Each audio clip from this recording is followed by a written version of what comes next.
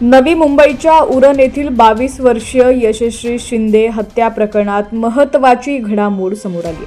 नवी मुंबईच्या गुन्हे शाखेनं कर्नाटकातून या प्रकरणातील आरोपी दाऊद शेखला अटक केली आहे। कर्नाटकच्या गुलबर्गा जिल्ह्यातील शहापूर टेकडी परिसरातून पोलिसांनी दाऊद शेखला ताब्यात घेतले।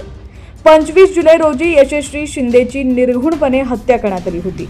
त्यानंतर तिचा मृतदेह उरण रेल्वे स्थानकाजवळ सापडला होता। या प्रकरणात आरोपीला कठोर शिक्षा व्हावी अशी मागणी करत मोठ्या प्रमाणात नवी मुंबईकर रस्त्यावर उतरले होते। मात्र आता पोलिसांनी या प्रकरणात धक्कादायक माहिती दिलेली आहे।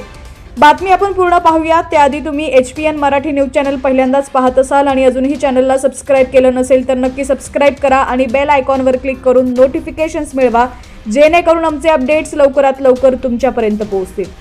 यशश्री शिंदे हत्या प्रकरणात नवी मुंबई पोलिसांनी मुख्य आरोपी दाऊद शेखला कर्नाटकमधून अटक केली आहे। शेखच्या अटकेनंतर अतिरिक्त पोलीस आयुक्त दीपक साकोरे यांनी माध्यमांशी बोलताना महत्त्वाची माहिती दिली आहे। शेखला नवी मुंबईत आणण्यात येणार असून त्याची पुढील चौकशी केली जाणार असल्याचं पोलिसांनी सांगितलंय।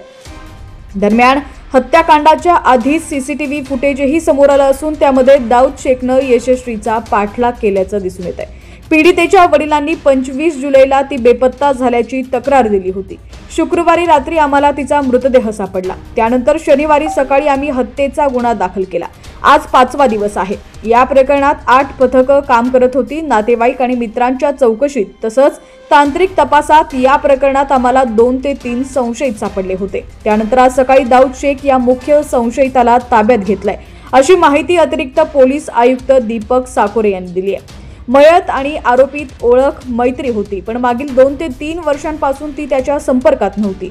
यातूनच त्यानं हे कृत्य केलं असावं असं दिसतंय। अजून पूर्ण चौकशी झालेली नाही, त्यामुळे नेमकं सांगणं थोडं कठीण आहे। मात्र घटनेआधी दोघांचा संपर्क झाला होता। घटना घडली त्या ठिकाणी त्यांचं भेटण्याचं ठरलं होतं।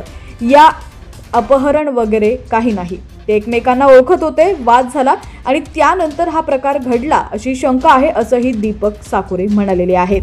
आपल्याला माहित असेल की मयत आणि यांच्यात ओळख होती, मैत्री होती आणि मागील 3-4 वर्ष मयत जी आहे ह्या मुलाच्या संपर्कात नव्हती आणि असं वाटतंय की त्याच्यातूनच त्यांनी केलेलं आहे।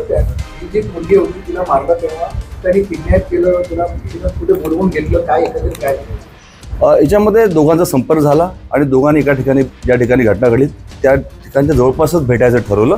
असं किडनॅपिंग वगैरे नाही आहे, हे दोघं एकमेकाला ओळखत होते आणि त्यातूनच पुढं ही घटना घडलेली आहे।